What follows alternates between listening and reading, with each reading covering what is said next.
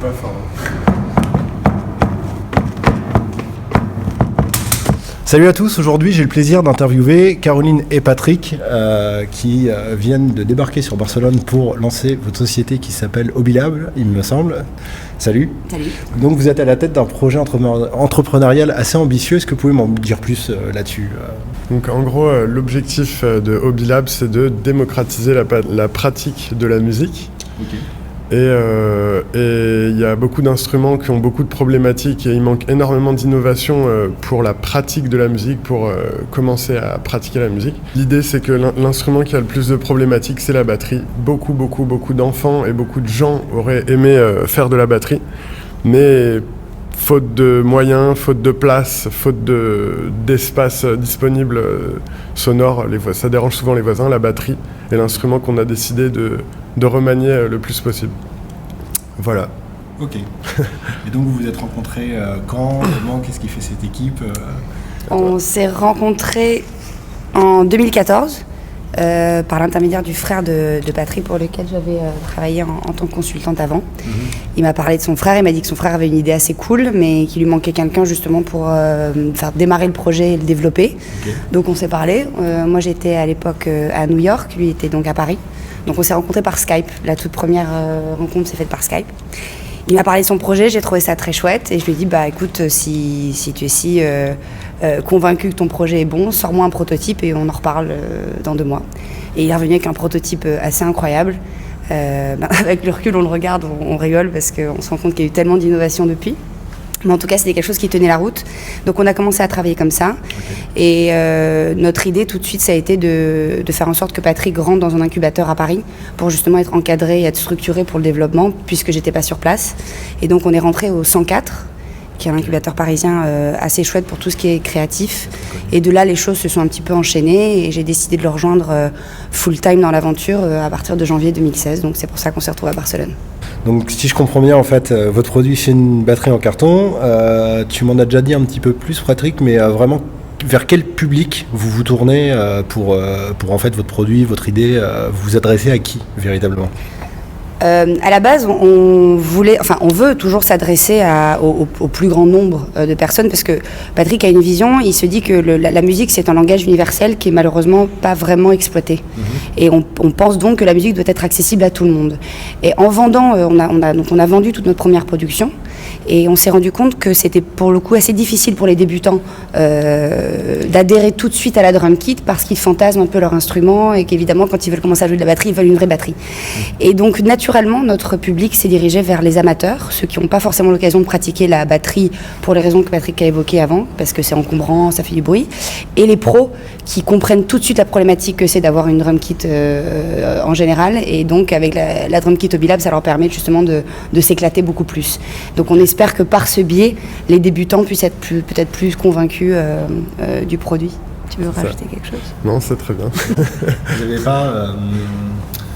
également du coup un petit peu le public pour les personnes qui habitent en ville, qui ont des petits problèmes avec le voisinage et compagnie, la possibilité de s'entraîner dans un appartement sans forcément nuire au voisinage.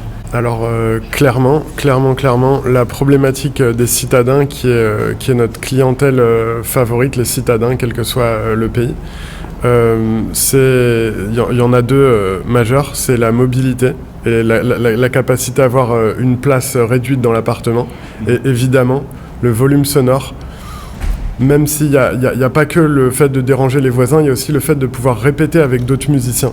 Ouais. C'est-à-dire qu'une batterie traditionnelle sonne beaucoup trop fort pour pouvoir jouer avec une guitare acoustique ou une voix naturelle. Ouais. Alors que cette drum kit, on peut répéter à la maison avec une guitare sèche et une voix sans amplification et ça, la balance sera équilibrée naturellement.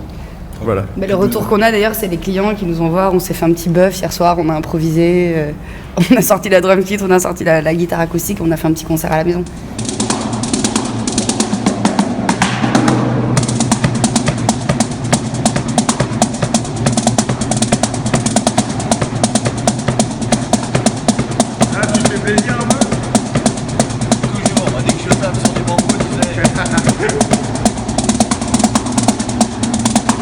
là, j'ai une autre question, qu'on va sortir un petit peu de la musique et tout. Là, ça m'intéresse un peu plus, votre parcours. Avant d'avoir cette idée de monter cette entreprise, qu'est-ce que vous avez fait par le passé, en fait? Comment vous êtes arrivé là? Moi, ça m'intéresse de savoir un petit peu qu'est-ce que vous avez vécu avant de vous dire, allez, on lance une start-up et on se lance à l'aventure et tout. Qu'est-ce qui a fait ça? À l'origine du projet, je vais laisser la parole à Patrick. Merci. Alors, moi, à la base, je suis designer produit. Je fais du design produit, j'en fais toujours, mais pendant 10 ans en tant que freelance. J'ai pu travailler pour plein de grandes marques, on va dire ça comme ça, mais j'ai rarement eu l'occasion de faire de l'innovation, voire jamais eu l'occasion de faire de l'innovation, alors que si je fais ce métier, c'est précisément pour ça. Un jour, j'avais un peu de temps et je me suis posé les bonnes questions, qu'est-ce que je veux faire, comment est-ce que j'avance dans ma vie. Et j'ai sorti tous mes projets personnels que j'avais pas le temps de développer. Et il s'avère que 90% d'entre eux étaient des instruments de musique, vu qu'en parallèle, je fais beaucoup de musique. Et donc, j'ai cherché un nom, j'ai cherché un projet, quel instrument de musique était le plus intéressant en premier. Donc la drum kit qui est le premier instrument. Et il y a toute une suite logique qui s'installe. C'est probablement un projet de vie pour moi maintenant. Je vois très bien la continuité. Voilà. Cool. Et toi, Caro? Moi, j'ai un parcours un peu plus justement complémentaire. J'ai pas du tout ce côté design, ce qui est très bien. J'ai monté quelques sociétés étant plus jeune, que j'ai complètement foiré, donc c'est très bien. J'ai un parcours j'ai fait une école de commerce et ensuite un master en public policy et sciences politiques. Et donc j'étais en poste à New York et au moment où il m'a appelée, j'ai été directrice d'une organisation là-bas et j'ai trouvé le projet tellement chouette et surtout Patrick en fait m'a aussi beaucoup convaincue parce que le projet peut être bien mais si vous n'avez pas confiance dans votre associé ça sert à rien. Donc c'est surtout l'humain aussi avant tout qui m'a convaincue. J'ai pensé que ça valait le coup de repartir dans l'entrepreneuriat, ce qu'on appelle l'entrepreneuriat aujourd'hui, voilà, et me lancer avec lui. Donc tu es la preuve qu'on peut avoir monté des sociétés, les avoir foirées. Ah oui, vivantes, et on s'en sort très bien. Apprendre de ça et remonter une société derrière. Ah mais complètement. Mais c'est après, pour ça, ce serait tout un débat, mais sur justement la vraie. J'aime pas dire les verbes d'entrepreneur. Je pense que tout le monde est capable de monter quelque chose. Après, je pense que les personnes un peu comme moi qui ont tendance à être un peu kamikazes, qui ont tendance à vouloir monter à tout prix quelque chose, c'est une autre espèce. On n'est pas forcément très normaux. mais je pense qu'il faut. Moi, ma première boîte, je l'ai montée, j'avais 21 ans. Ouais. J'ai fait toutes les bêtises qu'il faut jamais faire. Mais je pense qu'on n'apprend jamais autant. Tu peux très bien faire une bêtise et ne pas apprendre de ta connerie, mais l'idée, c'est quand même de faire mieux la prochaine fois. Bien sûr. Mais je pense que c'est trouver le bon projet et le bon associé. Ouais. C'est quand même 80% de la réussite de ton projet. Bien parti. Ouais. Donc là, du coup, en fait, on est à Barcelone. Donc, sauf moi. C'est assez marrant. D'ailleurs, on a 3 styles différents. On aurait pu être à Londres. Je suis en hiver, là. Pour moi, dans ma tête, je suis en hiver, donc je mets la bête. Voilà. Mais du coup, ma question, en fait, c'est que le projet, l'idée, elle est née en France. Ouais. Et pourquoi en fait, avoir quitté la France et pourquoi être venu vous installer ici pour lancer le projet, pour pouvoir en fait lui assurer peut-être une pérennité, je sais pas. Rassurons les impôts, nous sommes toujours immatriculés en France. je vais répondre. Si tu veux répondre. Ouais, c'est une réponse. Nous sommes en règle. Mais clairement, l'idée c'est que moi étant à Paris et Caroline étant à New York pendant 1 an. 1 an et demi. 1 an et demi. Et à travailler avec Skype, c'est vrai qu'on a bien travaillé avec Skype, heureusement qu'ils sont là. mais il y a une étape où il faut se réunir dans un endroit commun. Et c'est vrai que pour démarrer une start-up, New York, la vie est extrêmement chère. Paris, la vie est beaucoup moins chère qu'à New York. Et c'est faisable, mais ça reste très limité pour les premiers salaires. Mais Barcelone, là, le projet semble beaucoup plus viable ici, pour beaucoup d'autres raisons d'ailleurs. C'est aussi pour la production où il y a énormément de cartonniers à Barcelone, en Catalogne de manière générale, et où la production semble plus judicieuse. Enfin, En gros, en ayant fait un petit tour de la carte mondiale, on s'est décidé à se rejoindre sur Barcelone parce que c'est ce qui était le plus cohérent, tout simplement. Et puis notre dynamique depuis le début, c'est de s'autofinancer. On est en ce qu'on appelle en bootstrap depuis notre création. Donc c'était, d'un point de vue économique, le choix était vite fait. Où est-ce qu'on peut vivre en ayant une qualité de vie sympa sans forcément se sentir complètement étranglé, parce qu'une start-up, ça demande un investissement au début colossal en termes, évidemment humains, mais aussi financiers. Bien sûr. Et Barcelone, c'était une solution. Ouais, ça vous permet de développer dans des circonstances un peu plus favorables. Complètement. Et puis c'est vrai que depuis qu'on est arrivé, la scène créative barcelonaise est assez impressionnante. On trouve qu'il y a vraiment une dynamique artistique assez poussée. Donc pour nous, c'est d'autant plus C'est agréable. très inspirant en tout cas. Ouais. Vraiment. Super. Donc là, on est à Barcelone. Donc là, on est ici clairement pour que vous puissiez mieux développer votre projet. Il y a des problèmes de production aussi. Quel autre problème vous rencontrez au cours de cette création d'entreprise, de boîte en fait? Moi, je ne qualifierais pas vraiment de problème. C'est plus des obstacles qu'il faut être capable de transcender, en tout cas de dépasser. La première problématique de toutes les startups, c'est financièrement. Comment on fait financièrement? Nous, on a fait le choix depuis le début d'être autonome. Donc, on a dit notre théorie depuis le début, c'est on n'arrive jamais trop tôt sur le marché. Il faut tester son produit rapidement, parce que notre conviction, c'est que les gens achètent un produit qui n'est pas forcément parfait, mais qui est bon, alors qu'ils n'achètent pas un produit fini, parfait, mais qui n'est pas bon. Donc on s'est dit, plus on arrivera tôt sur le marché, plus on aura cette preuve que le concept marche, plus on pourra commencer à vendre, à fédérer une communauté, et à partir de là, commencer à financer des choses. Donc c'est ce qu'on fait en ce moment. Donc je dirais que la première problématique, c'est de savoir où on fait les dépenses et où est-ce qu'on les fait. Donc il faut jouer on a plein de petits leviers. Le levier, ça va être négocier des paiements différés, négocier, de savoir où est-ce qu'on met, est-ce qu'on fait un budget d'abord marketing, est-ce qu'on fait un budget. Donc la prioriser, être capable de prioriser, moi ça se dit, mais de rendre en fait les choses un petit peu en priorité, c'est ça qui est, je pense, une des choses un peu clés de l'organisation. Après, la deuxième difficulté, peut-être, c'est d'arriver à fédérer les bonnes personnes au bon moment. Franchement, on pense qu'on a une bonne étoile parce que voilà, ce matin, on a notre troisième associé, donc Victor, qui est avec nous, qui est sur Paris, qui a fait une vidéo dans le métro parisien avec un batteur. Et au moment où il sortait la drum kit, il y avait une journaliste de l'Obs qui était là. Super. La probabilité pour que ça arrive dans une vie. Donc il faut aussi croire un peu en sa bonne étoile, je pense. Ouais. C'est un peu tous les jours comme ça. Voilà. Vous l'avez provoqué, je pense. Oui, ça se provoque, c'est clair. Et la troisième chose, c'est bien de rester à son poste de compétence, parce qu'on a beaucoup de choses à faire, on peut se sentir très vite dépassé par tout ce qu'il y a à faire. Et c'est un truc qu'on se répète beaucoup, c'est qu'il faut vraiment au début qu'on soit chacun à son poste et qu'on soit bien et qu'on soit capable de bien déléguer à l'autre et d'avoir confiance. Voilà, si t'as pas ça. Ça peut-être des choses de toi. La chose que j'ai à rajouter sur ce thème, la difficulté majeure que j'appellerais pas non plus ça une difficulté, mais plus un épanouissement, mais il passe par la difficulté. Mais c'est que depuis 1 an où j'ai décidé, où j'ai rencontré Caroline, on a décidé de faire Hobby-Lab ensemble, les changements personnels sont gigantesques. Donc c'est une problématique à gérer, mais c'est un grand épanouissement pour moi. Je change depuis 1 an et demi, je suis quelqu'un d'autre et j'apprends énormément. Non mais ça peut paraître un peu bizarre. Pas du tout. C'est une problématique très personnelle et intérieure, mais je ne suis plus designer, je crée une entité. Je travaille plus pour les autres, mais je travaille pour le monde. C'est spécial. On grandit beaucoup ensemble, ça c'est sûr. Ouais. C'est une expérience assez épanouissante. Du coup. Ouais, complètement. Clairement. Je pense que je parle pour tous les deux. Je pense qu'on échangerait notre place actuellement pour rien au monde. Donc c'est qu'on est au bon endroit finalement. Ok, c'est super. Ça c'est super. Donc du coup, tu me parlais un petit peu d'avoir testé le produit. Il y a beaucoup de gens qui parlent d'études de marché et tout. Vous, moi j'aime pas trop le terme études de marché, je préfère justement le terme test de produit.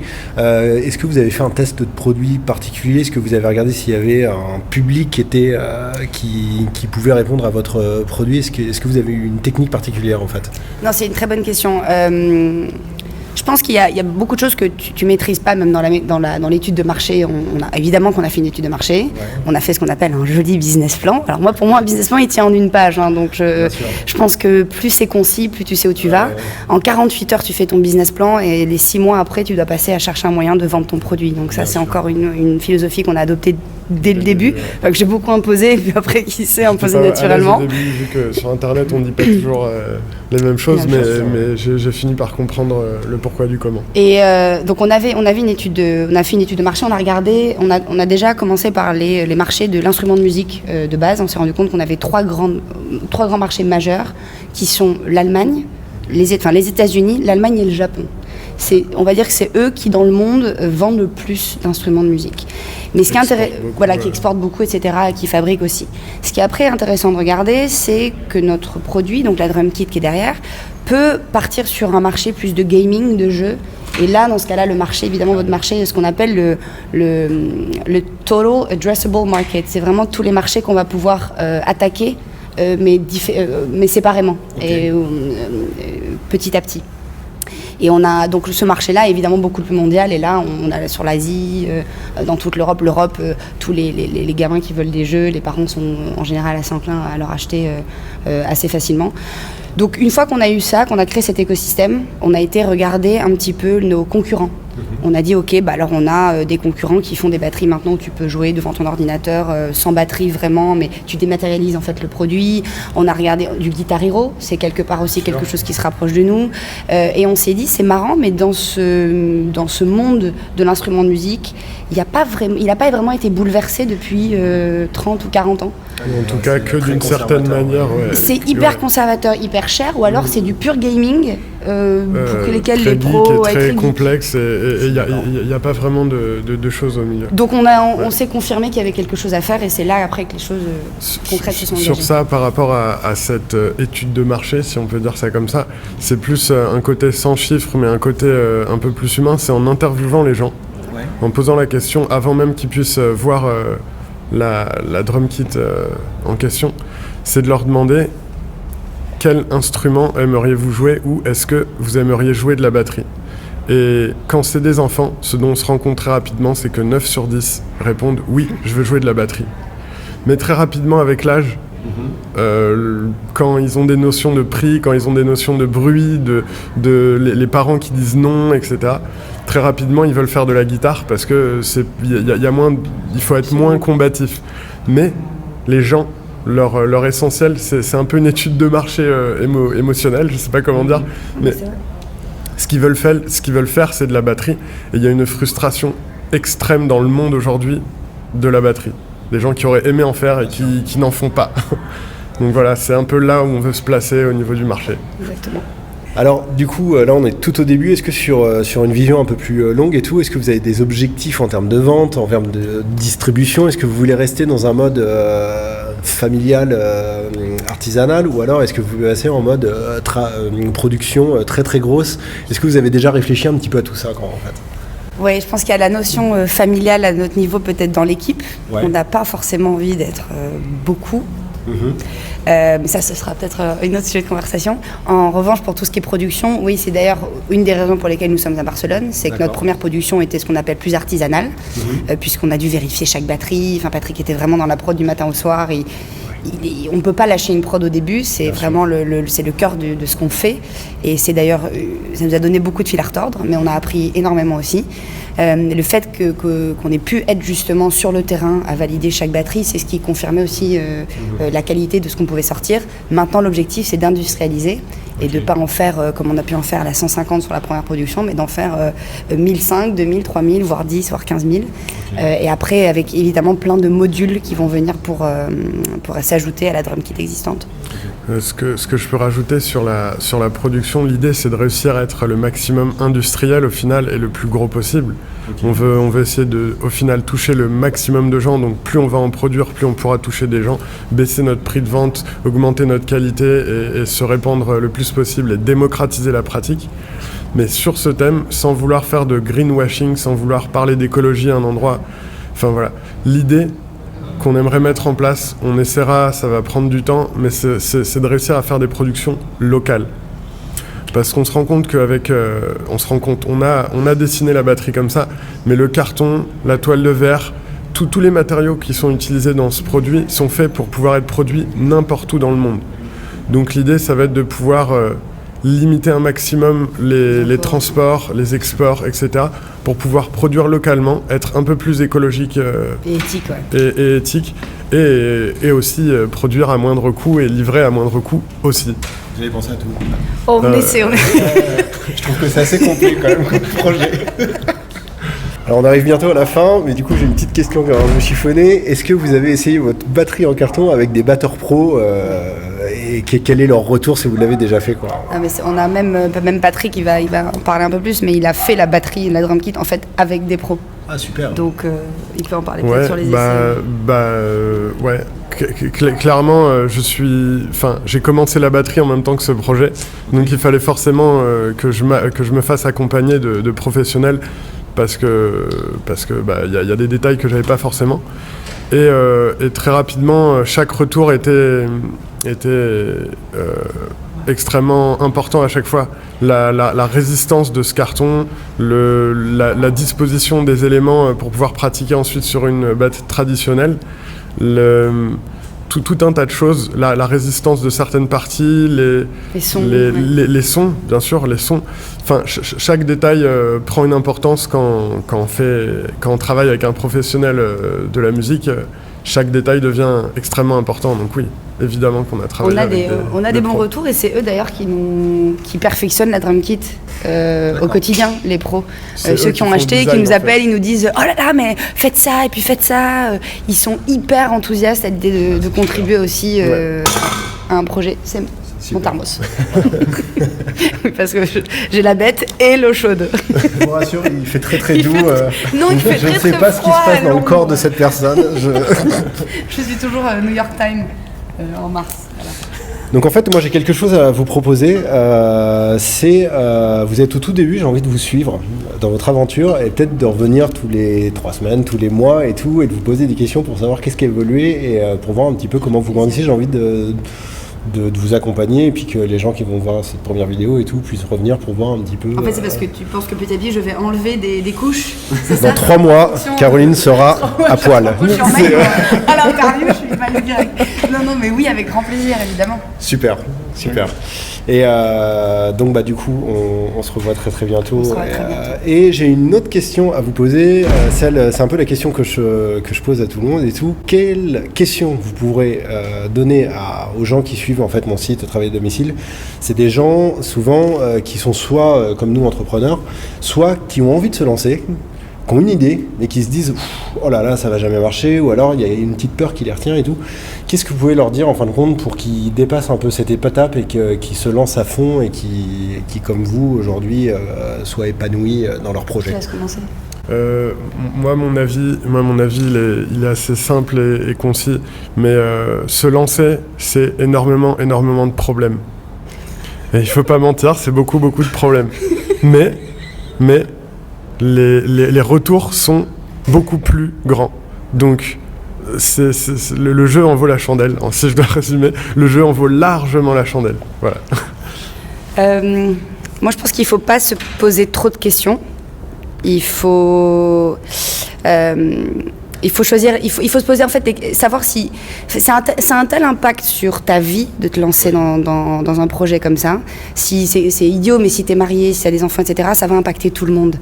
Donc c'est important d'être vraiment en accord avec ce qui se passe autour de toi par rapport au projet que tu engages. Les gens ont tendance à négliger ça. Ne cherchez pas des fonds pour commencer. Pour moi, ça c'est juste l'antithèse de l'entrepreneuriat. Allez-y, si vous avez une bonne intuition, évitez d'y aller seul parce que c'est juste fatigant et qu'au bout d'un moment, pour l'avoir fait et pour être planté, je pense que quand tu as un bon partenaire, ça fait vraiment la différence. Bien sûr. Et puis, il ne faut pas ne pas y aller parce que tu as peur de ne pas avoir d'argent. Oui. C'est aussi une mauvaise raison. C'est une fausse excuse. Voilà.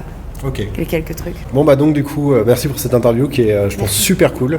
En tout cas j'ai trouvé ça super chouette. Vous envoyez une énergie qui est très très positive et du coup je vous dis à très très vite. Dans 3 semaines. Et donc du coup si une dernière petite chose que j'ai oubliée. sommes là, vas-y. Mais c'est les aléas du direct. En fait, il y en a certains qui sont en train de regarder cette vidéo et qui vont avoir envie peut-être de savoir où on achète la batterie pour la recevoir chez eux dans les jours qui viennent.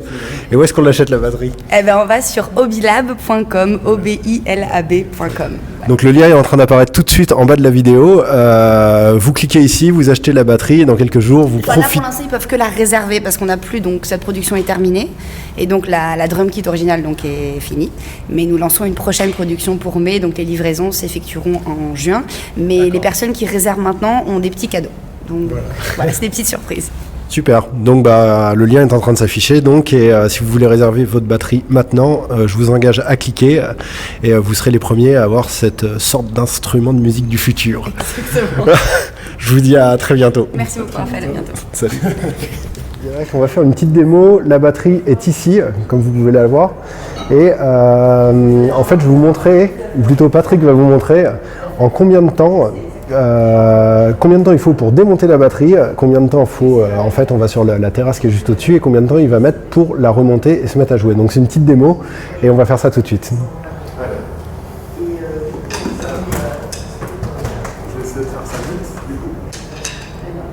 Fais-le naturellement comme une personne lambda le ferait, quoi.